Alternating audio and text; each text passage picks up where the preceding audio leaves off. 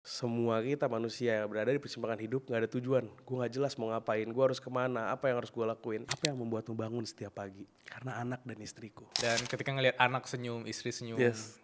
even kita punya problem sendiri, itu juga definisi sukses yang menurut aku tuh sangat-sangat mulia ya. Iya. Kalau ego itu terkadang ada feeling grandiosa, ngerasa lebih besar daripada sesungguhnya itu seperti apa gitu. Itu ego. Dan kalau udah sampai pada titik itu yang udah berbahaya dan bisa menghambat. Ini gara-gara dia nggak support gue. Ini gara-gara ini begini. Ini gara-gara ini, semua akan disalahkan oleh dia dan kecuali dirinya sendiri.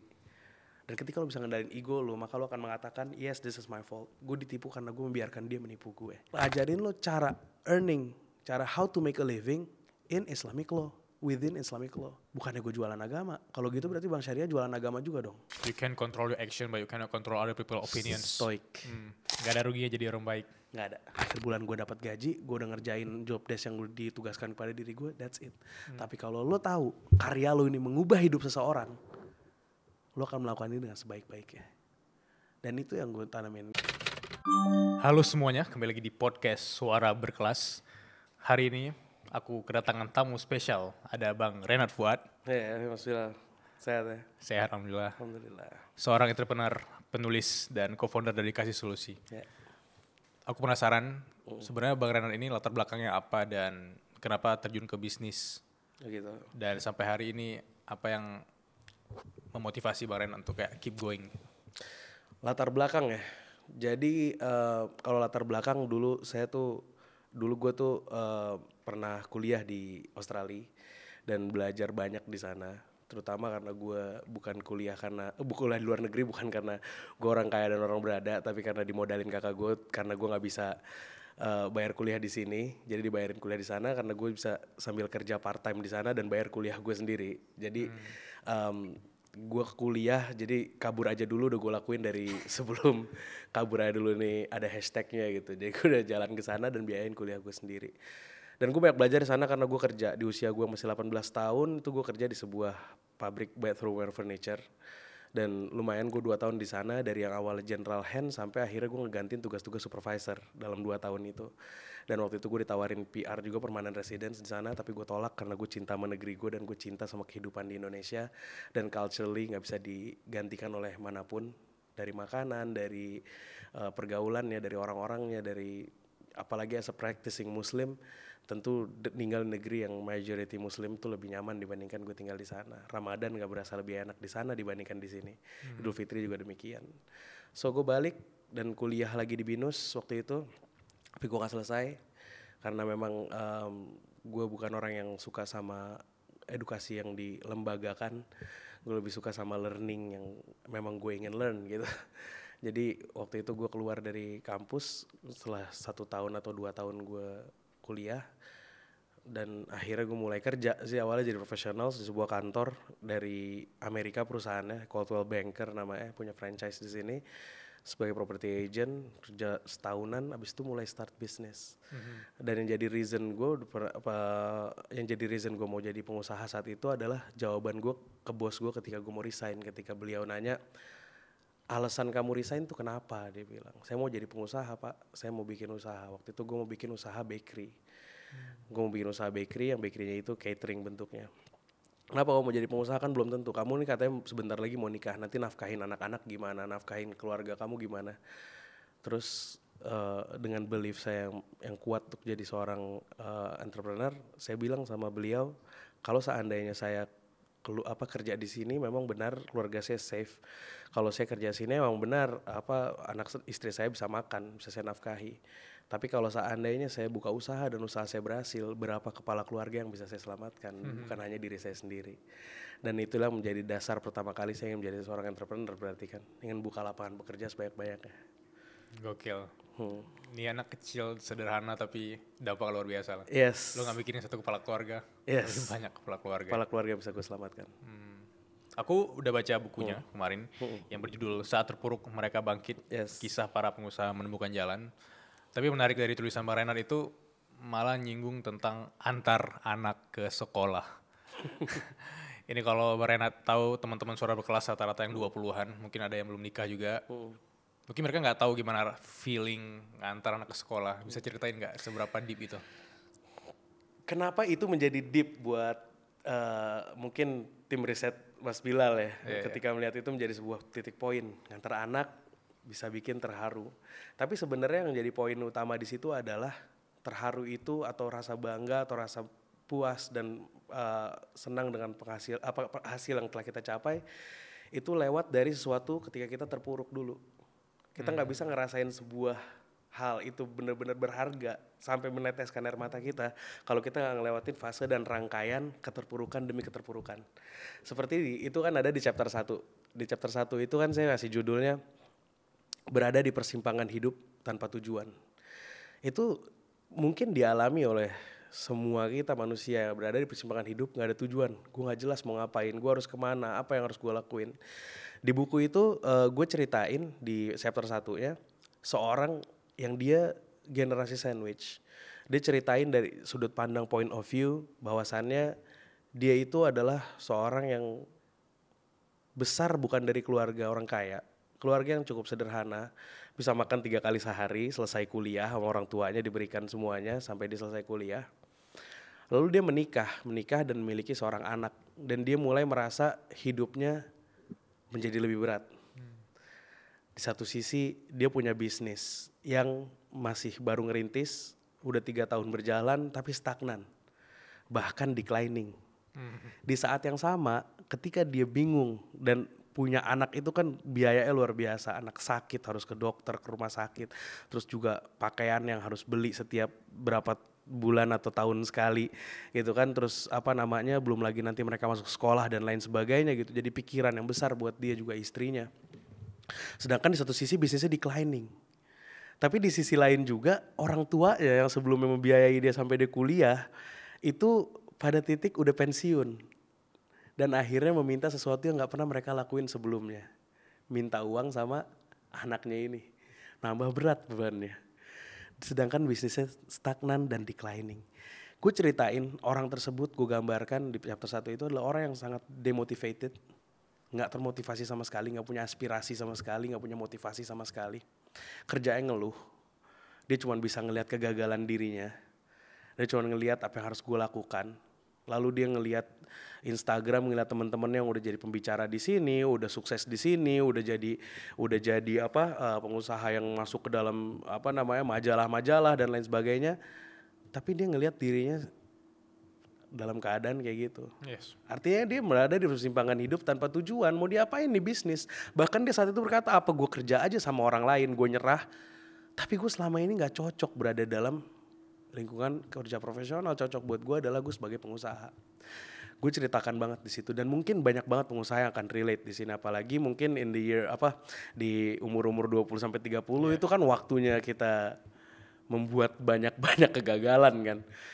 Dan itu pun gue rasain gitu di umur gue 20-an sampai 30-an itu gue bener-bener mengalami banyak kegagalan, gue banyak try everything, gue banyak eksperimen everything, dan gue baru build kasih solusi salah satu menurut gue prototype gue yang berjalan dengan baik dan growth-nya luar biasa itu di umur gue 30 tahun gitu. Nah di cerita itu dengan series of disappointment yang dia dapetin, gue menggambarkannya begitu detail dan begitu dramatis memang.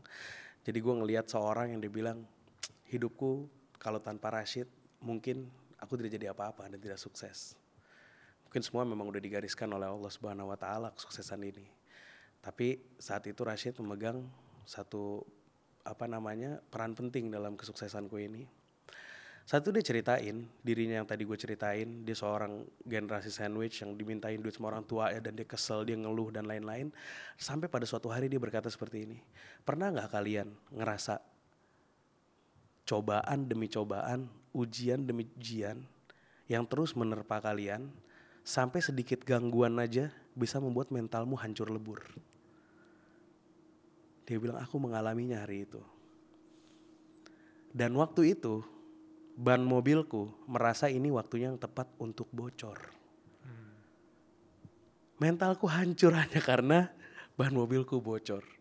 Aku duduk di sebuah trotoar pinggir jalan.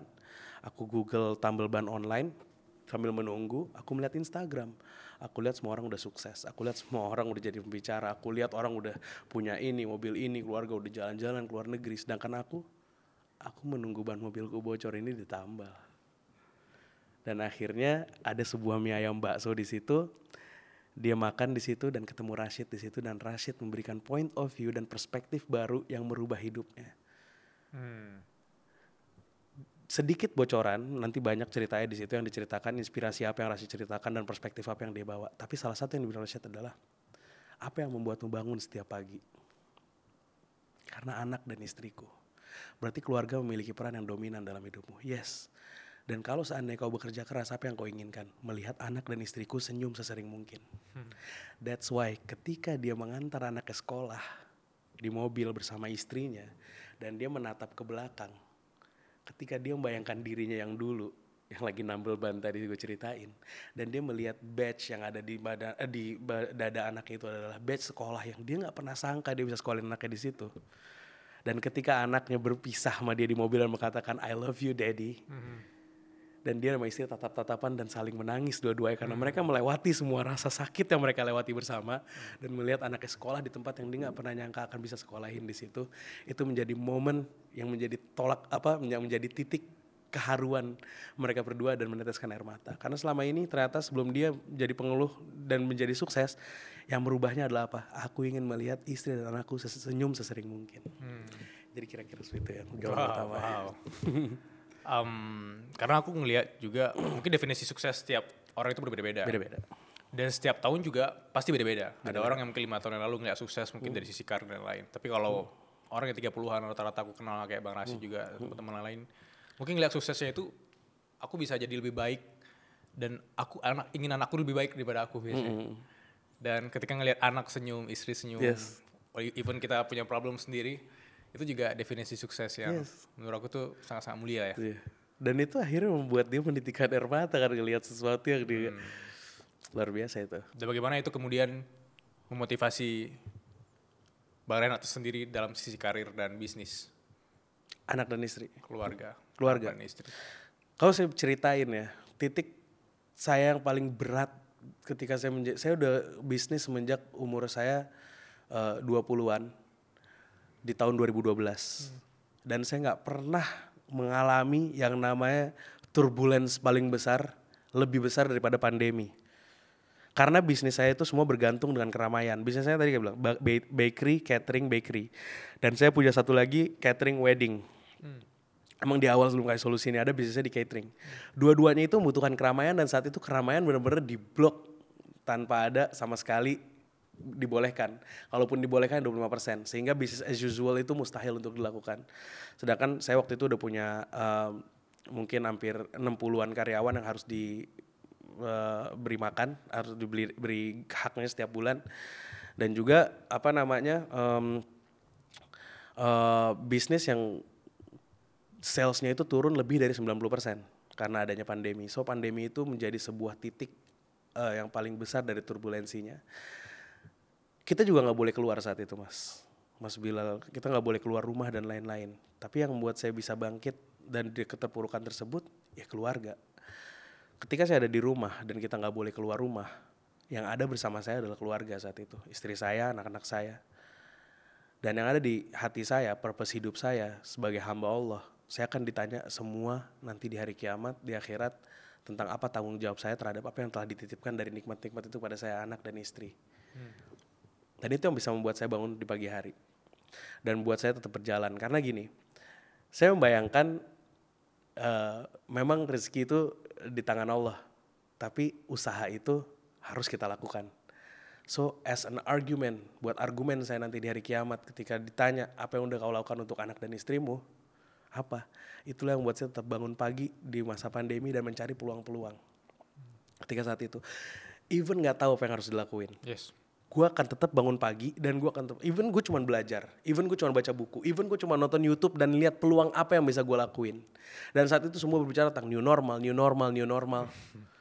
Kedepannya berarti akan menggunakan jasa influencer untuk beriklan.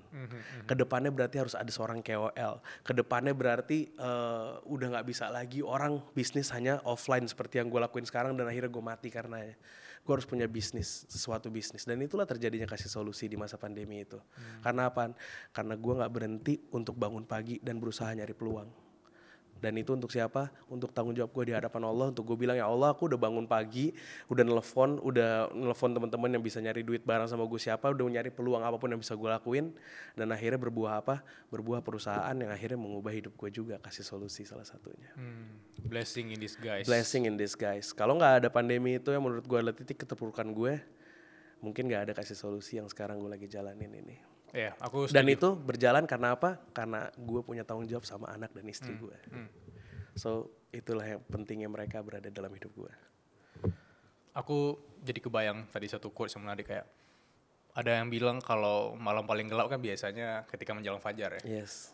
Dan momen paling gelap seseorang biasanya mendekatkan dia sama momen dia bakal bersinar. Yeah. Dan mungkin titik balik ketika pandemi ada orang yang ngelihat ini malah bikin mereka makin hancur gitu. Tapi aku ketemu orang-orang beberapa yang momentum mereka tuh naik, apalagi yang dunia kreatif ya. Itu justru pas pandemi. Ini masa pandemi. Dan tanggung jawab seorang kepala keluarga ngelihat anak dan istrinya yang juga tentunya seorang ayah atau kepala keluarga nggak mau ngelihat anak istrinya susah juga. Pasti dia punya tanggung jawab untuk cari solusinya apa gitu. Dan akhirnya ketemu kasih solusi. Jadi kayak solusi sebenarnya solusi buat diri saya sendiri dulu pertama ya, sebelum ngasih solusi untuk orang lain. Jadi memang benar-benar solusi. Dan itu terjadi di tengah-tengah, ya tadi dibilang, di tengah-tengah kegelapan kita bersinar, atau di saat-saat terpuruk kita bangkit gitu. Nanti mungkin lebih detailnya bisa diceritain. Tapi kan banyak teman-teman di Suara Berkelas juga sering cerita kalau kadang mereka tuh harus mengorbankan keluarganya untuk karir, untuk kesuksesan yang mereka ingin capai gitu. Dari POV Barenat itu ada suka dan dukanya atau gimana? Mungkin di sini juga dituliskan. Ya, kalau masalah mengorbankan keluarga, mengejar karir, mengejar ambisi dan karir, mengorbankan keluarga. Sebenarnya target audiens saya adalah, saya sebenarnya buku-buku ini ada 4 masalah yang saya angkat. Dan 4 masalah ini adalah 4 masalah yang menurut saya relate dengan orang yang ada di sekitar saya. Berdasarkan pertanyaan-pertanyaan saya ke mereka dan riset ke mereka dan lain-lain, makanya saya bikin jadi sebuah study case. Mungkin buku ini bisa nanti ada jilid 2, jilid 3 ya, dengan permasalahan-permasalahan yang berbeda lainnya dan kisah inspiratif-inspiratif lainnya. Tapi yang 4 nih yang saya pilih, yang pertama adalah yang tadi, orang yang terjebak di tengah jalan tanpa tujuan, di persimpangan kehidupan tanpa tujuan. Yang kedua itu tentang bisnis dan keberkahan. Dan yang ketiga yang ditanyain sama Mas Bilal tadi, tentang mengejar ambisi, mengorbankan keluarga. Sebenarnya target audiens saya di sini adalah para wanita karir dan womanpreneur. Yes, karena gue memiliki belief yang sangat kuat bahwasannya madrasah atau sekolah pertama untuk anak dan generasi masa depan itu adalah ibunya. Yes. Kalau nggak ada keberadaan ibu, itu nggak mungkin terjadi generasi yang baik ke depannya gitu. Itu pertama. Tentu bapak juga memiliki peran yang sangat penting di situ. Tapi ibu menurut gue lebih priority dan lebih utama. Sehingga lihat dari permasalahan ini, gue menggambarkan di buku di case itu bahwasannya ada seorang wanita karir yang memang dari awal kehidupannya dia adalah definisi apa ya, kalau gue mau sindir sedikit kontroversi, definisi feminis atau mungkin toxic feminism mungkin ya. Yang benar-benar dia hating tanggung jawab tentang keluarga ya, karena itu akan menghambat karir gue gitu. Dia orang yang sangat mementingkan ambisi karirnya sehingga dia nggak peduli sama keluarga ya. Dan di situ banyak terjadi di sekitar kita yang suaminya berantem sama istrinya karena istrinya gila karir luar biasa sampai nggak diurusin. Terus juga ada anak yang terbengkalai karena memang ibunya sibuk sama karirnya. Gue menceritakan hal itu di sini karena itu adalah menurut gue isu, dan menurut gue kalau ke depannya ini nggak diperbaikin, mungkin kesian anak-anak generasi ke depan nanti nggak jadi orang-orang yang berkualitas, Mas. Sehingga gue penting untuk mencontohkan itu, dan gue mencontohkan dengan 2 kisah orang yang hebat, menurut gue wanita yang hebat. Gue menceritakan Indra Nui, CEO-nya PepsiCo. Dia seorang profesional. Lo bisa bayangin lah kalau lo yang pada wanita karir yang baru megang perusahaan apa sih? Ini udah sampai memegang perusahaan sebesar PepsiCo. Kalau kita tahu Quaker Oats itu punya siapa? Punya PepsiCo. Mountain Dew punya siapa? Punya PepsiCo. Banyak banget brand yang di bawahnya PepsiCo selain Pepsi. Kalau lo mau tahu. Dan dia megang tanggung jawab itu, dan dia ada di tampuk kepemimpinan itu. Apakah dia melupakan keluarganya? No. Indra Nui bahkan memberikan fleksibilitas di orang-orang yang ada di kantornya itu untuk memiliki work life harmony. Untuk tetap memikirkan keluarga. Karena apa? Ketika dia bekerja dulu sebelum pada tampuk kepemimpinan itu, dia pun adalah ibu yang ngebawa anaknya ke kantor. Dan ketika ketika diwawancara dia bilang emang nggak dapat tekanan dari atasan kamu ketika bawa anak-anak itu kantor ya. Kalau seandainya mereka punya masalah dengan itu, gue nggak bisa. Gue adalah ibu dan kalau gue nggak bisa ada buat mereka di rumah, maka mereka akan ada sama gue di kantor. Ketegasan dia untuk nggak meninggalkan anaknya itu menurut gue inspirasi yang luar biasa. Even ketika dia udah menjadi seorang CEO, anaknya sakit, dia tuh tempat rumahnya tuh dekat sama tempat kerjanya. Ketika anaknya sakit demam, dia tuh 3 jam sekali keluar dari kantor untuk datang ke anaknya ngecek apakah anak ini udah turun demamnya, temperaturnya dicek semua. Dan paling penting presence dia untuk anaknya. Yes. Itu setiap 3 jam sekali dia akan balik ke rumah. Presence dia untuk anaknya tetap ada. Even dia memegang tampuk kepemimpinan satu perusahaan yang udah worth billions of dollars. Ratusan billion dollars. Tapi dia tetap gak meninggalkan keluarga. Dia tetap ketika sampai rumah dia menjadi suami. Dan ini juga didikan dari ibunya. Ibunya masih gimana ya. Indra Nui kalau kita lihat dari backgroundnya itu dia seorang wanita dari India. Satu daerah yang memang pemikirannya masih sangat konservatif. Dimana wanita yang dijodohkan. Tapi Indra Nui ini bisa melampaui itu semua gitu. Dari imigran pindah ke Amerika. Terus juga dari pikiran konservatif bisa sampai pada titik yang menurut gue sangat tinggi gitu. Dan itu inspiratif. Tapi ibunya ini juga memiliki peran yang sangat penting. Karena ketika itu satu waktu dia dia presiden direkturnya CEO, presiden direkturnya PepsiCo. Dia pulang ke rumah. Ibunya bilang beli susu, supermarket susu habis. Dia capek habis kerja. Ini salah satu pendidikan yang lucu ya. Dia cerita sendiri ketika diwawancara. Kan ada suami gue. Ya kan dengan culture yang memang mereka believe itu bahwasannya ya suami udah dia udah capek kerja. Loh emang gue gak capek dalam hatinya Indra Nui mungkin kayak gitu. Ya udah nih kan kita punya ada ART, ada asisten rumah tangga, kenapa gak suruh dia bilang kayak gitu. Terus digini nama ibunya. Kalau lo udah sampai rumah, lepasin baju presiden direktur lo di garasi. Sampai sini lo adalah ibu buat anak-anak lo dan istri dari suami lo. Dan mereka butuh susu besok dan susu gak ada, beli ke supermarket. Dan itu dilakukan sama Indra Nui. Bagaimana dia memiliki work-life harmony antara dirinya dan keluarga dan diterapkan juga di perusahaannya. Dan ada inspirasi lainnya yang menurutku lebih keren lagi. Ibu Nurhayati Subakat. Ibu Nurhayati Subakat itu gue pernah ketemu sama anaknya Pak Harman Subakat sama Pak Salman Subakat. Datang ke podcast Kai Solusi dan kita ngobrol. Terutama Pak Harman. Pak Harman tahu kalau gue bikin di Kai Solusi itu ada satu session gue namanya kasih monolog yang udah lama gue nggak jalanin ini. Mungkin nanti akan balik lagi ke sana tapi saat ini lagi vakum dulu. Gue sering membahas tentang founder-founder di balik bisnis-bisnis yang udah sustain satu abad mungkin puluhan tahun. Dan kenapa mereka bisa melakukan itu? Kenapa mereka bisa, apa sih awalnya mereka melakukan itu untuk apa? Pokoknya intinya seperti itu. Dan akhirnya ngobrol sama Pak Harman, beliau menceritakan tentang kisah ibunya mendirikan Paragon. Dan saya dikasihkan beberapa buku, artikel, dan lain-lain segala macam. Dan akhirnya saya buat memang satu monolog tentang Bu Nurhayati Subakat. Tapi lebih dalam dari itu, saya sangat terinspirasi sama beliau. Beliau itu dulu ketika punya anak 3, beliau sedang kerja menjadi seorang quality control manager di satu perusahaan namanya Wella Cosmetic. Tahu kan yang sampo buat di salon-salon tuh yang gambar perempuan ada rambutnya gitu. Wella, dan itu sangat terkenal, perusahaan dari Jerman multinasional. Itu pekerjaan yang udah bergengsi, udah pada level manajerial, tapi dia lihat waktunya untuk keluarga dan suaminya itu sangat sempit. Sehingga akhirnya beliau memberanikan diri untuk keluar karena lebih memprioritaskan suami dan anaknya. Akhirnya beliau membuat satu bisnisnya, yang pertama hanya dengan dirinya sendiri dan 2 ART yang ngebantunya. Dan singkat cerita, pada hari ini Bu Nurhayati Subakat udah punya belasan ribu karyawan. Dan yang memegang posisi-posisi strategis adalah anak-anaknya dan keluarganya. So ketika dia mengorbankan pekerjaan dan karirnya untuk keluarganya, digantikan sama perusahaan yang perputarannya ratusan triliun, dekat sama anak dan keluarganya pun hidup dari situ semuanya.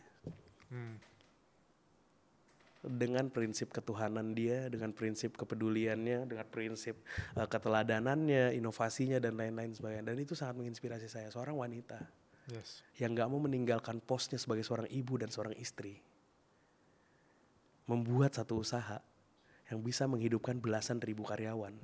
Kalau dikali kali 3 sama anak dan sama istri dan 2 anak ya berarti udah puluhan ribu jumlahnya. Yes. Dengan reason apaan? Dengan reason gue nggak mau ninggalin anak-anak gue dan suami gue terlantar. Ternyata dia bisa menghidupi banyak kepala keluarga dengan baik. Menurut gue itu sebuah inspirasi. Aku baru tahu. Itu jawaban dari pertanyaan Mas Bilal tadi. Aku baru tahu loh, pantesan kayak Paragon, Wardah, Kafril itu keren ya. Punya karyawan yang luar biasa dan loyal ya. Iya, keren kan? Diawali orang-orang yang mulia tujuan hidupnya. Keluarga. Yes. Kadang aku juga nemu beberapa problem utama teman-teman yang nggak mau melibatkan keluarga dengan karir yaitu kadang mereka udah pulang ke rumah masih kerja. Kan beda ya pembagian waktu dan energi. Kadang kita lagi sama anak tapi energi kita full ngedrain di kerjaan. Sehingga ketika ada anak rewel atau anak mau nanya sesuatu, ntar kerja dulu. Itu yang mungkin orang memikir bahwa kadang nggak bisa dipisah, tapi dari sisi negatifnya malah bikin keluarga hancur atau problem dibawa ke rumah gitu ya. Di situ pentingnya kita setting boundaries. Ketika lo udah keluarga, ketika kita lagi di tempat kerja, ya udah prioritasin kerjaan semua, selesain semua di situ. Dan ketika udah di rumah, kasih waktu lo emang buat anak-anak dan istri lo. Dan udah lepasin lo kerjaan. Mau kemana sih kerjaan itu? Besok juga bisa lo catch up lagi. Yeah. Dan bisa banyak cara juga delegate pekerjaan ke yang lain, bikin sebuah SOP. Gue kasih contoh sama diri gue sendiri. Ketika gue ketika gue bangun usaha, kenapa gue bangun usaha? Adalah karena gue pengen punya quality time buat diri gue dan buat keluarga gue sebanyak-banyaknya. So ketika bangun suatu perusahaan itu akan jadi sangat sibuk buat gue. Karena perusahaan itu belum dibentuk manajemennya seperti apa, alur SOP-nya seperti apa, dan lain-lainnya. Dan tujuan gue adalah gue pengen beresin semua nih manajemen, gue beresin semua ini SOP supaya gue bisa delegasiin, supaya ini bisa running by itself, dan gue tinggal supervise hal ini, dan gue tinggal making decision doang di sini. Supaya apaan? Supaya gue bisa dapat quality time. Jadi gue akan buat sebuah sistem, gue akan buat sebuah roda yang akan berputar sendiri tanpa harus ada gue di sana untuk memutar, tanpa gue harus ada di sana untuk micromanage. Lalu setelah itu gue hanya supervise, mengawasi, mengimprove lagi, mengembangkannya lagi. Tapi di sisi lain gue punya waktu yang banyak buat diri gue dan buat keluarga gue. Jadi itu cara gue salah satu ya. Nice. Ketika udah di-delegate ya udah, learn to trust. Yes. Learn to trust yang gak bisa dilakuin sama orang-orang yang mungkin perfectionist dan lain-lain adalah learn to trust. Learn to trust. People will make mistakes. Dan dari mistakes itu kita bisa improve dia lagi. It's okay to make mistakes. Tapi kita improve setelah itu. Dan itu yang gue lakuin. Dan akhirnya gue bisa hidup tenang. Bisa spend time sama keluarga. Dan bisa main PS tinggal di kantor. Ya, aku true success. Bang Renat juga bahas tentang Ego is the Enemy dari Ryan Holiday. Yes. Aku juga ngikutin Ryan Holiday dan aku... One of my favorite book. Iya. Yeah. Aku mikir wah ini kenapa Bang Renat bawa-bawa Ego is the Enemy dan menurut Bang Renat kenapa itu penting dan padahal menurut aku kalau di bisnis, di karir kita butuh ego. Yes. Kenapa? At some point kita butuh ego. Ego akan membuat kita lebih percaya diri, ego akan membuat kita lebih berambisi, mencapai sesuatu. Tapi ketika ego itu gak bisa kita kendalikan, itu bisa bahaya. Jadi ego itu bisa jadi penghambat dari kesuksesan kita. Sedangkan kepercayaan diri itu akan menjadi aset buat kita. There's a difference between kepercayaan diri sama ego, Mas. Kalau kepercayaan diri itu based on factual, based on hasil kerja keras dia, hasil learningnya dia, hasil experience-nya dia. Dan bukan ilusi semata. Dan kalau ego itu terkadang ada feeling grandiosa. Ngerasa lebih besar daripada sesungguhnya itu seperti apa gitu. Itu ego. Dan kalau udah sampai pada titik itu yang udah berbahaya dan bisa menghambat. Kalau seandainya kita ngelihat dari bagi menjadi 3 kalau di buku Ryan Holiday ya, bagaimana dia memiliki aspirasi. Kalau orang-orang yang memiliki tujuan dan purpose yang jelas, maka dia bisa mencapai sukses dengan baik. Tapi kalau itu didasari oleh ego, yang akhirnya yang dia kejar hanya validasi orang. Dan itu akan jadi sangat rapuh. Yang kedua, kalau seandainya kita ngomongin sukses, orang yang nggak bisa kontrol ego yang ketika sukses mereka akan jadi sombong, angkuh, nggak mau menerima kritik, nggak mau belajar dari kesalahan, dan mereka akhirnya terjatuh karena hal itu. Gue bisa kasih banyak contoh. Dan kalau kita lagi ngomongin failure, kalau orang yang memang dia bisa mengontrol egonya, itu dia akan bisa bangkit dari keterpurukannya. Tapi kalau dia memiliki ego yang besar, dia gak akan pernah mau mengakui kalau dirinya gagal. Ketika orang gak mau mengakui dirinya gagal, mereka gak akan mau belajar. Ketika mereka gak mau belajar, mereka gak akan bisa untuk bangkit. Dan ketika lu gak mau menerima masukan, dan yang ada adalah orang yang egonya gak bisa dikontrol, ketika dia berada dalam failure, dia akan menyalahkan sekitarnya. Ini gara-gara dia nipu gue. Ini gara-gara dia nggak support gue. Ini gara-gara ini begini. Ini gara-gara ini, semua akan disalahkan oleh dia dan kecuali dirinya sendiri. Dan ketika lo bisa ngendalin ego lo, maka lo akan mengatakan, yes, this is my fault. Gue ditipu karena gue membiarkan dia menipu gue. Berarti gue akan mengambil pelajaran ke depannya seperti apa. Ketika dia gak memiliki ego besar, dia akan stop blaming others dan dia akan blaming dirinya dan dia akan recover dari itu. Karena it's okay, if you measure a man by his, ketika lo mengukur seorang laki-laki berdasarkan failure-nya, lo gak akan menemukan laki-laki sejati. Karena semua orang akan pernah jadi failure. Tapi ketika lo mengukur laki-laki berdasarkan berapa kali dia bangkit dari failure-nya, lo baru bisa menemukan laki-laki sejati. Mereka yang bangkit dari failure yang dirasakan. Saat terpuruk mereka bangkit. Salah satu kenapa gue masukin ego di enemy as a reference di situ. Karena memang itu sangat penting, salah satu yang penting. Dan tadi kita ngomongin masalah ego, contoh. Gue kasih contoh deh. Orang relate sama contoh. Yes. Gue akan menyebutkan, bukan gue ngefans sama orang ini ya. Malah kalau dibandingin dua GOAT ini, gue lebih milih Lionel Messi dibandingkan dia. Wah, lawan aku nih. Lu Cristiano Ronaldo. Gue akan memuji Ronaldo saat ini. Oke, silakan. Cristiano Ronaldo, orang akan bilang dia memiliki ego yang sangat besar. Dia orang yang angkuh dan lain-lain. Kalau menurut gue dia bukan egonya besar. Dia bisa mengendalikan egonya. Dia memiliki confidence yang sangat tinggi. Ya. Bedanya Cristiano Ronaldo dengan orang yang hancur dengan egonya yang akan gue beritahukan setelah ini. Cristiano Ronaldo itu ketika baru pertama kali di MU, dia dicela dan dikritik dan gaya mainnya yang terlalu banyak dribbling dan individualistisnya. Apa yang dilakukan Ronaldo? Apakah dia menolak kritik? Orang yang egonya terlalu besar itu akan menolak kritik dan tetap main dengan gayanya dia. Tapi Ronaldo, dia merubah gaya mainnya lebih efektif dan lebih efisien. Sehingga dia akhirnya bisa shining di MU. Sampai dibeli sama Real Madrid. Di Real Madrid apakah dia berhenti belajar?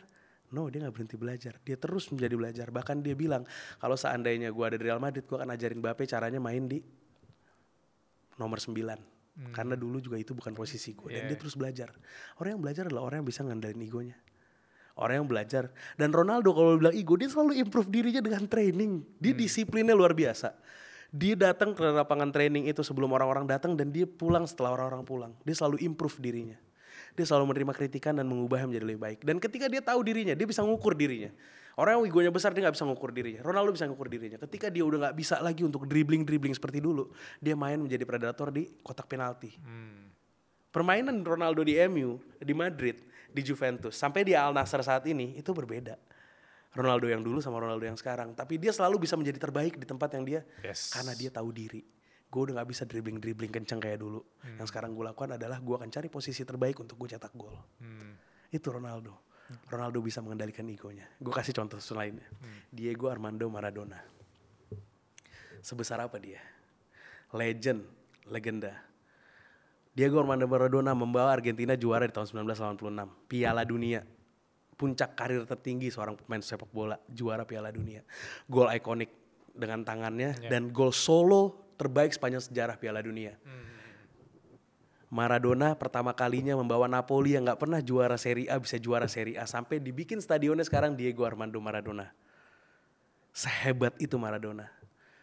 Tapi dia gak bisa mengendalikan egonya. Dia jatuh ke lifestyle yang buruk. Party, narkoba. Dia merasa udah tak tersentuh dan invincible. Dia sering bolos latihan. Dan terakhir paling buruk adalah di tahun 94 dia gak bisa lolos masuk seleksi skuad Argentina di Piala Dunia karena ketahuan doping. Dia tetap legend, dia tetap namanya dicatat dalam sejarah. Tapi dia akan memiliki karir yang lebih baik dan tidak terhalangi karir path-nya kalau seandainya dia bisa mengendalikan egonya sebagaimana Ronaldo mengendalikan egonya. Mau contoh lagi, Napoleon Bonaparte. Siapa yang gak tahu Napoleon? Seorang jenderal. Napoleon seorang jenderal besar yang menaklukkan seluruh Eropa. Pernah menjadi seorang kaisar di Prancis. Napoleon ngerasa dia bisa naklukin seluruh dunia. Dia gak mau dengar nasihatnya ketika dia mau invasi ke Rusia. Nasihat orang-orang sekitarnya untuk bilang jangan invasi ke Rusia. Dia tetap invasi ke Rusia karena dia bilang apa? Gak ada yang bisa ngalahin gue. Selama ini semua kalah sama gue. Dia bawa 600.000 orang di musim dingin ke Rusia dengan perjalanan yang sangat jauh. Dan balik cuma sisa 10% dari 600.000 itu. Sisa 60.000. 540.000 nyawa mati gara-gara egonya. Dan akhirnya dia diasingkan. Ketika dia keluar dari pengasingan dan memiliki sedikit pasukan, dia perang lagi dengan peperangan yang akhirnya di Waterloo yang sangat bersejarah yang nggak perlu kita ceritakan, tapi dia perang lagi dan kalah sampai akhirnya dia mati sendirian di kepulauan Saint Helena. If he knows when to stop dan sadar diri atas batas kemampuan dan mau mendengarkan saran dari orang lain, Napoleon akan lebih besar daripada Napoleon yang kita kenal sekarang walaupun dia sudah besar. Tapi itulah ego. So it's very very very different antara confidence sama ego. Yang dibutuhkan sama seseorang untuk mencapai karir-karir yang tadi Mas Bilal bilang, itu lebih ke confidence, bukan memelihara ego. Itu jawaban dari gue. Kenapa gak jadi bahas Messi nih? Hah? Enggak, Ronaldonya aja. Messi-nya bagus, soalnya Messi bagus kan. Okay. Messi bagus, dia humble. Ya kan? Dia udah mencapai semuanya yang Ronaldo bahkan belum capai. Ada penalti ya. Wah, tertampar saya ya. Tapi yang aku setuju dari Bang Renat tadi, yaitu Ronaldo selalu punya mindset kalau even dia lagi di fase terendahnya, I'm the best. Yes. Mungkin dia sering afirmasi juga, bahkan mau tendangan bebas aja dia selalu kayak I'm the best. Dan di sisi lain Ronaldo as a teammate dan kapten gak nunjukin kalau dia memiliki ego selangit yang berbahaya dan toksik ya. Karena pernah lihat gak apa dia ketika Joao Moutinho gak mau ngambil penalti, lalu dia bilang take the penalty, maksudnya pakai bahasa ininya Portugis ya. Ambil penaltinya, dia bilang tendangan lo itu bagus. Dia bilang kalau emang gak masuk so be it. Udah serahkan sama Tuhan sekarang. Tendang penalti dan akhirnya Joao Moutinho berhasil menang penalti itu dan gol dan menangkan Portugal. Dan Ronaldo ketika Real Madrid saat itu Benzema lagi gak bisa nyetak gol, dibuing sama supporter Madrid. Apa yang dilakuin sama Ronaldo ketika mendapatkan penalti yang sebenarnya harusnya Ronaldo yang taking that penalty. Dikasih ke Benzema untuk menaikkan lagi kepercayaan dirinya. Apakah itu dilakukan sama orang yang gak bisa mengontrol egonya? Yes. No. Seorang salah kalau bilang Ronaldo adalah orang angkuh dan egonya. Dia adalah orang yang confident menurut gue. Dan itu yang harus dicontoh. Karena bahaya banget kalau ego itu dijalanin. Yes. Kalau teman-teman yang mau bikin bisnis, mau mulai bisnis, apalagi sama teman, itu very, apalagi bisnis ya yang perlu learning all the time. Yes. Salah satu bisnis yang hancur gara-gara ego menurut gue adalah Nokia. Oke, ceritain. Stephen Elop dan jajarannya, mereka bukan orang bodoh. Mereka orang-orang terbaik. Nokia tuh udah lama menjadi market leader di handphone, di industri telepon genggam. Tapi ego mereka membuat mereka tidak bisa melihat sebuah threat. Yakni smartphone dengan OS terbaru dari Android dan iOS yang diciptakan oleh iPhone dan Android, Google Android ya berarti ya. Dia gak berkolaborasi dengan mereka, instead dia mau ngehidupin Symbian-nya. Dan bahkan dia akhirnya kerjasama sama Microsoft untuk bikin Microsoft itu, OS dari Microsoft itu. Dan akhirnya ketika dia lihat itu gagal, udah terlalu terlambat karena dia udah punya kontrak terlanjur sama Microsoft. Dan akhirnya kita tahu apa yang terjadi pada Nokia pada hari ini. Yes. Sampai dia kan bilang, kami gak tahu kesalahan apa yang kami udah lakukan sampai bisa pada titik seperti ini. Nah menurut saya itu karena ego sama market leader. Itu threat, it's easy. Gue punya Symbian kok. Gue punya ini kok. Kenapa gak mau kolaborasi? Saat itu banyak kesempatan mereka untuk kolaborasi dengan Android saat itu. Apalagi dia sebagai market leader, pasti mereka mau berkolaborasi dengan Nokia. Pasti Android udah menawarkan itu ke Nokia. Dan mudah bagi Nokia mungkin untuk ngajak Android itu kerjasama karena dia market leader saat itu. Gue mau dong OS lo pakai di handphone gue. Karena gue ngeliat ini adalah opportunity dan peluang dan lain-lain. Tapi enggak. Dia gak bisa ngeliat threat itu. Dan ego itu bisa menutupi itu semua. Ketika kita ada di puncak. Iya. Dan itu ada di chapter 4. Oke. Aku penasaran karena tadi kepikiran ngomongin tentang bisnis dan teman. Pernah gak Bang Renat tuh ngalamin punya bisnis bareng teman atau keluarga, tapi ada fase ups and downs-nya, boleh ceritain gak? Atau ada solusi tersendiri untuk menghadapi konflik dalam bisnis pertemanan? Sebenarnya bisnis dengan keluarga atau teman itu banyak keunggulannya dan juga banyak obstacles-nya juga. Salah satu keunggulannya adalah trust kita lebih tinggi because we know them. Terus yang kedua, berkomunikasi kita sama dia lebih baik karena we understand each other. Kita udah dekat dari sebelumnya. Terus juga ikatan emosional yang kuat yang bisa ngebangun mereka untuk menyesuaikan visi itu lebih mudah. Tapi di sisi lain, hal-hal yang menjadi positifnya justru bisa berubah menjadi negatif. Ketika pembagian hasil, hal ini akan menjadi sensitif. Ketika berbeda pendapat, hal ini akan sulit dikomunikasikan. Dan untuk produktivitas terkadang saling mengandalkan akhirnya. Lu aja lah. Gue mau ini dulu nih. Ya lu gue tahu lah, gue mau alasan lebih mudah untuk dibuat. Sehingga kalau menurut saya saran kalau seandainya bisnis dengan keluarga atau itu tetap dilakukan, dipisahkan antara personal dan profesionalnya. Bukan berarti kita nggak punya hati ya, bisnis is bisnis, keluarga nggak kayak gitu juga gitu. Tapi di satu sisi pisahkan antara kewajiban, hak dan kewajiban profesional sama hak dan kewajiban ketika dia menjadi seorang keluarga kita atau menjadi seorang sahabat kita. Tapi ketika di ranah kantor, penuhi hak dia sebagai partner, penuhi hak dia dan yang menjadi kewajibanmu, penuhi dan dia juga harus memenuhi kewajibannya menjadi hakmu. Itu aja sih sebenarnya. Dan juga harus memiliki komunikasi yang juga profesional gitu, nggak mentang-mentang keluarga terus jadi saya enak-enak yang enggak. Tapi kalau dalam urusan bisnis ini kita harus professionally handling this business bareng together. Terus juga harus ada kontrak yang jelas ya antara hak dan kewajiban di antara mereka berdua yang akan menjadikan tolak ukur gitu ke depannya jalannya mau gimana.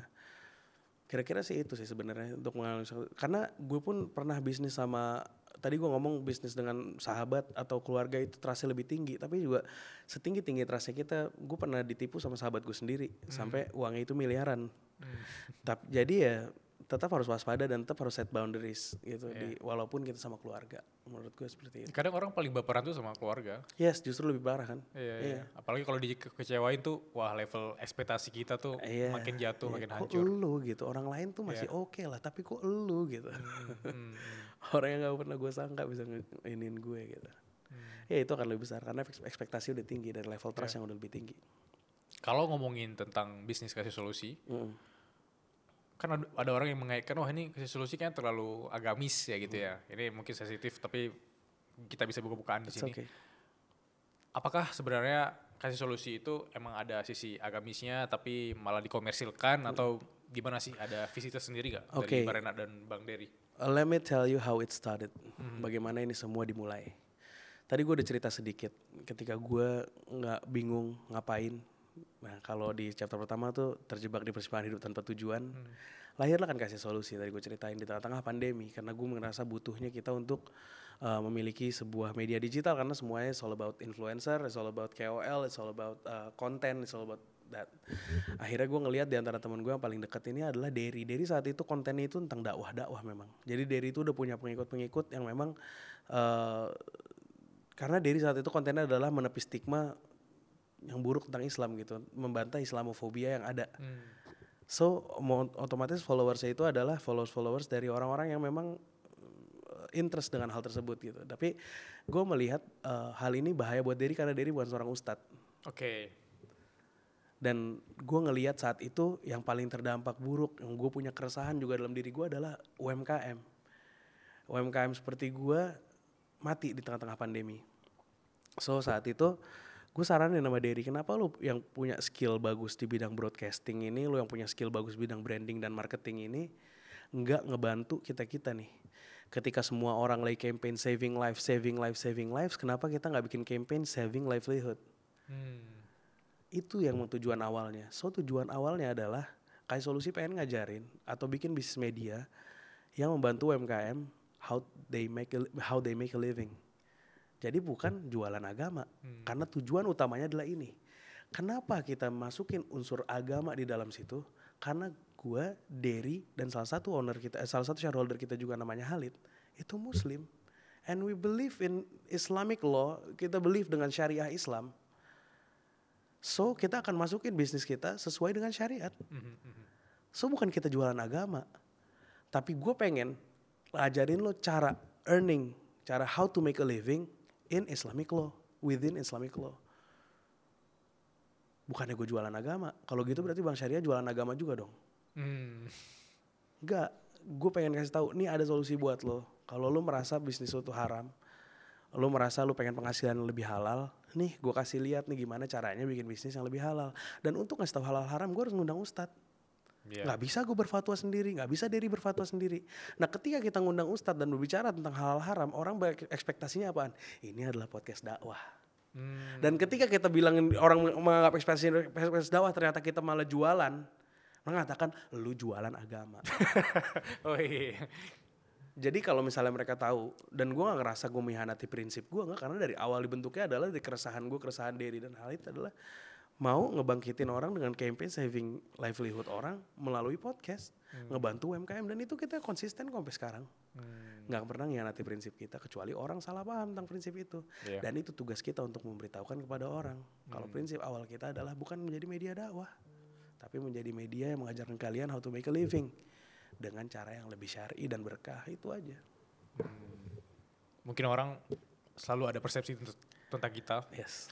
Dan selalu ada asumsi-asumsi buruk ya, walaupun niat kita bagus ya. Di sini ada beberapa orang Mas, ada kameramennya, ada Mbak Tasya ya kan, ada Teddy, ada Via, ada Raini, ada Mas Bilal. Semuanya ngelihat ke saya, pasti semua punya perspektif yang berbeda tentang saya. Benar. Mas Bilal ngelihat saya sebagai apa, Raini ngelihat saya sebagai apa, Via ngelihat saya sebagai apa, Teddy ngelihat saya sebagai apa, Tasya ngelihat sebagai apa, kameramen ngelihat saya sebagai apa, Mas kameramennya. Kita bisa ngatur nggak apa yang ada di pikiran mereka? Yang bisa kita atur adalah diri kita. Gue ngelakuin yang paling baik aja yang bisa gue lakuin. Sekarang gue lagi duduk di sini. Mungkin cara gue berpublic speaking yang lagi dinilai sama Mas Bilal. Mungkin cara gue menyampaikan sesuatu yang lagi dinilai sama Raini. Mungkin istri gue Via lagi ngelihat gimana cara gue pakai baju. Mestinya tadi pakai baju yang lain. Mungkin tadi. itu aja pendapatnya udah beda Mas. Tapi kalau kita mikirin semua suatu hal yang nggak bisa kita kontrol, ya kita nggak bisa kontrol mereka. Yang bisa lo kontrol adalah diri lo sendiri. Menurut gue udah pakai pakaian yang terbaik yang bisa gue pakai. Menurut gue ini public speaking yang paling maksimal yang bisa gue lakuin. Gue udah belajar sebelum datang untuk diwawancara sama orang yang memiliki podcast berkelas. Berarti omongan gue harus berkelas juga. So gue harus isi diri gue dengan hal-hal yang berkelas. Gue udah menyiapkan ini semua. Menurut gue ya udah, that's it. Pendapat lo yang lain, gue akan jadikan itu sebagai masukan. Tapi nggak akan mau jadikan itu masuk ke dalam hati dan ngeganggu gue. Karena gue tahu what I do, yang penting adalah lu yang lakuin adalah lu tahu lu lakuin untuk apa, dan yang lu lakuin udah benar semuanya. You can control your action but you cannot control other people's opinions. Stoic. Oke. Mungkin terakhir ya. The worst advice. Advice terburuk tentang bisnis yang pernah Renard dengar. Mas Bilal apa? Kalau aku nggak tahu karena makanya aku tanya. Apa ya? Kalau aku sih paling buruk ini. Pernah dengar nasihat ini gak? Jangan terlalu baik, nanti dimanfaatin sama orang. Sounds like a good advice, karena banyak orang yang manfaatin orang lain kan. Tapi menurut gue itu advice yang sangat buruk. Itu discourage orang untuk berbuat baik. Itu akan menganggap berbuat baik itu adalah sebuah kelemahan. Itu akan ngebuat lo menjadi egois dan gak peduli sama sekitar. Itu akan ngebuat lo menjadi self-centered. Ya tadi udah egois ya. Pokoknya intinya itulah. Instead, menurut gue, ini bertentangan banget sama yang Nabi kita SAW bersabda, sebaik-baik kalian adalah yang paling bermanfaat buat orang lain, yang paling bermanfaat. Sedangkan lu nggak mau dimanfaatin, karena menurut lu kalau baik lu dimanfaatin. Kalau menurut gue itu karena emang ekspektasi lu ketika berbuat baik adalah you want something in return. So lu berekspektasi di situ. Dan ketika orang itu gak sesuai dengan ekspektasi lu, ketika dia berbuat baik, lu berekspektnya apa? Lu akan mengatakan dia manfaatin gue. Padahal gak semua orang manfaatin lo. Banyak orang yang tulus memang butuh bantuan lo. Banyak orang yang akan know how to thankful kalau lu berbuat baik kepadanya. Kalau prinsip gue, just do it. Lu punya Tuhan yang akan membalas setiap kebaikan yang lu lakuin. Just do it for the sake of him, not for the sake of human. Lu gak akan kecewa, itu pertama. Yang kedua, apalagi nih podcast untuk umur 20-an sampai 30-an. Lakuin aja kebaikan-kebaikan yang mau lakuin. Lu mungkin akan dihianatin, lu mungkin akan ditusuk dari belakang, lu mungkin akan dihianatin. Iya, semua itu mungkin terjadi. Tapi lu gak akan bisa milah itu ke depannya kalau lu gak ngerasain. You'll learn from that, mana yang kira-kira memang manfaatin lo. Mana yang memang jahat dan akan backstep lo. Sifat-sifat seperti apa yang dimiliki oleh mereka sehingga besok gue harus hati-hati sama mereka. Tapi never stop doing good deeds, gak boleh. Lo harus tetap lakuin hal yang baik dan bermanfaat buat orang lain. Apa yang orang lain lakukan kepada lo, don't set expectation too high, pertama.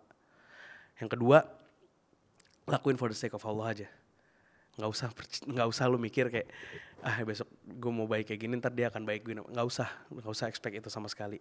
Yang ketiga adalah lu belajar kalau seandainya memang lu dihianati, lu belajar kalau seandainya memang benar lu dimanfaati, lu belajar kalau seandainya setelah dikasih kebaikan dia malah jahatin lu di luar. Belajar orang-orang seperti ini, besok-besok lu set boundary sama dia dan jangan lagi deal sama mereka.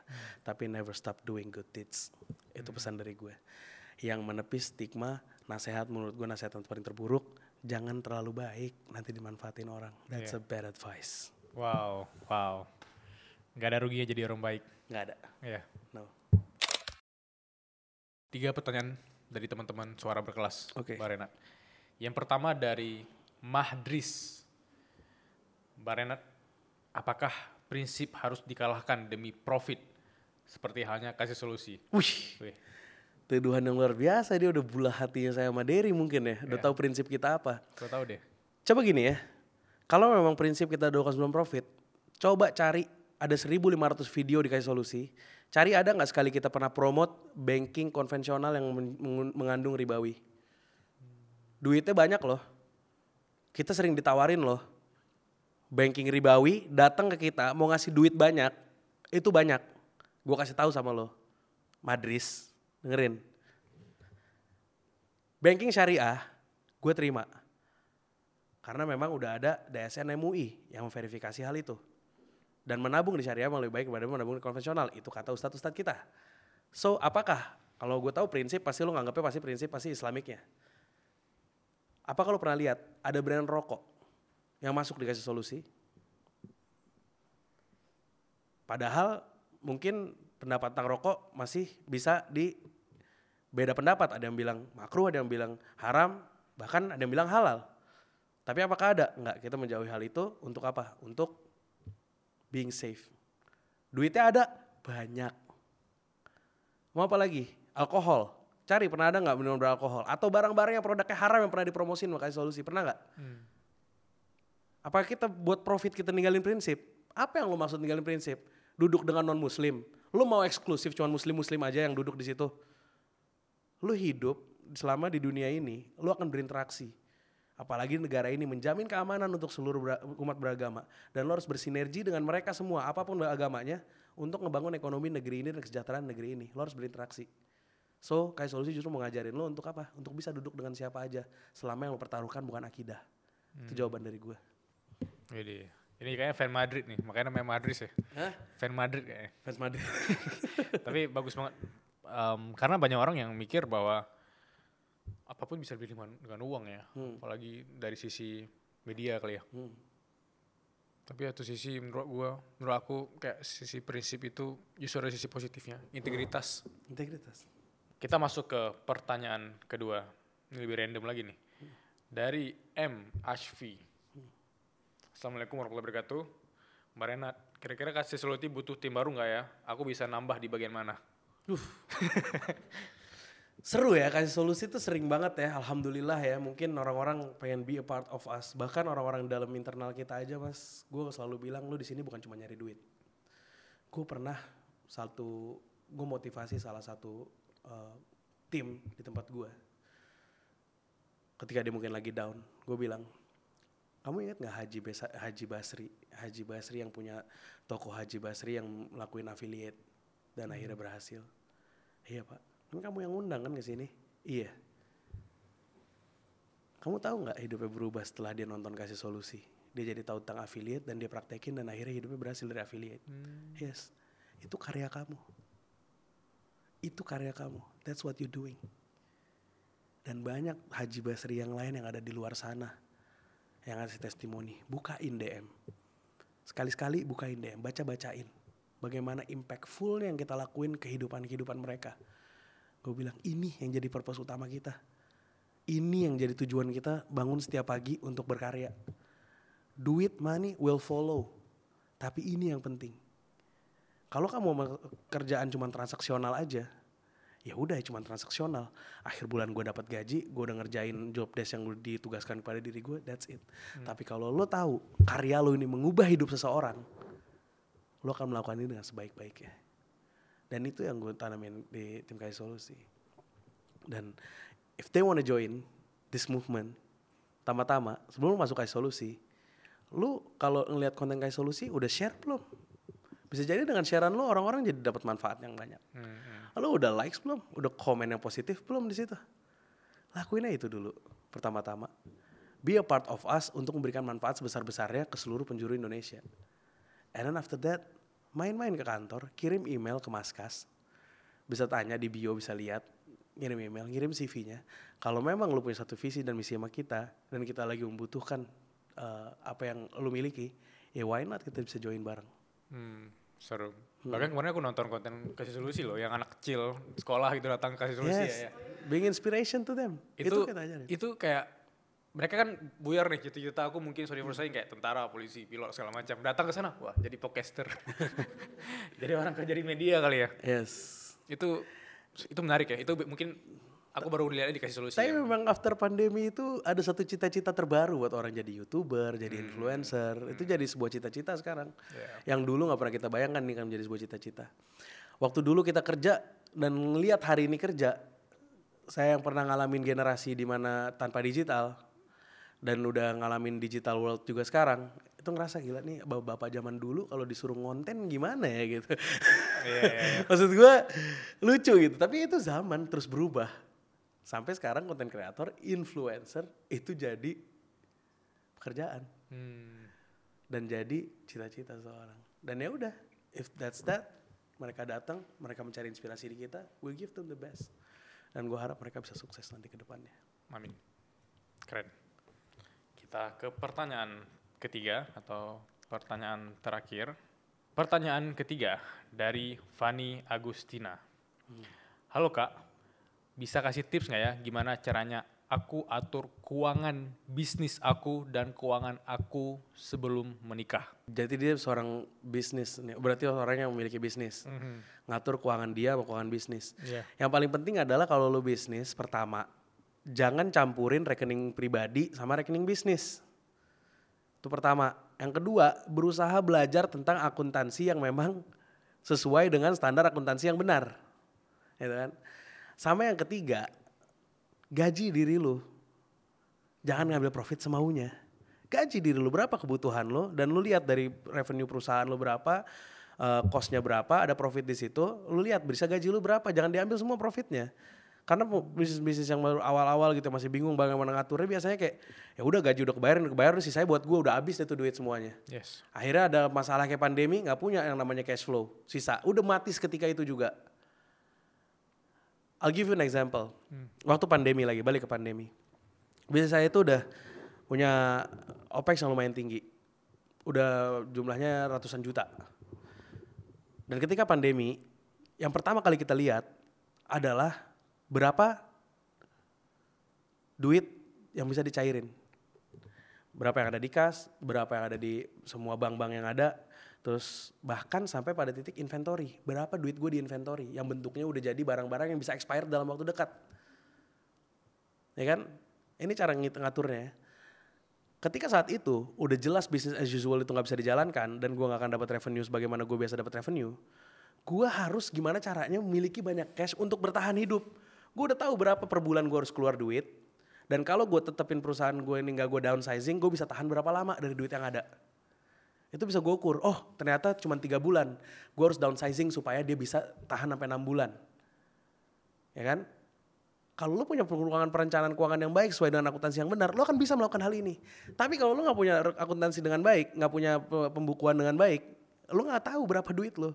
Lu nggak tahu siapa aja yang ngutang sama lu nggak tahu siapa aja yang lu hutangin, yang duit itu bisa jadi duit lu. Jadi ya paling penting adalah lu punya pembukuan yang baik sesuai dengan standar akuntansi yang benar, sama jangan pisahin duit pribadi sama duit yang buat bisnis. Dan saran gue adalah ketika bisnis lu emang udah bisa ngegaji diri lu, gaji diri lu sesuai dengan kebutuhan lu. Dan lu sisihkan di situ nanti buat nikah berapa. Kalau lu seorang wanita, ya don't make a big deal out of that karena memang mungkin lu bisa menjadi tambahan buat diri lu atau buat itu, tapi ya gue masih believe bahwasannya suami lo yang bertanggung jawab untuk ngurusin keluarga lo. Itu that's my belief until now. Keren. Aku suka banget obrolan topik hari ini karena dari POV orang yang mungkin pernah di tahap bingung mau kemana, sampai akhirnya sekarang kita bisa lihat gimana hasil dari proses-proses pahit. Masya Allah. Ya, thank you Barana atas waktunya. Thank you banget Mas Bilal. Aku bakal share ke teman-teman di sini yang mau baca bukunya Bang Renat Saat Terpuruk Mereka Bangkit, kisah para pengusaha menemukan jalan. Ada cerita menarik di sini. Rashid yang bakal nge-guide kita di sini. Kalian bakal ketemu dengan Rashid di buku ini dan aku put the link in the description kalau kalian mau membaca lebih lanjut. Thank you. Thank you semuanya. Sehat terus Bang Renat. Thank you Mas.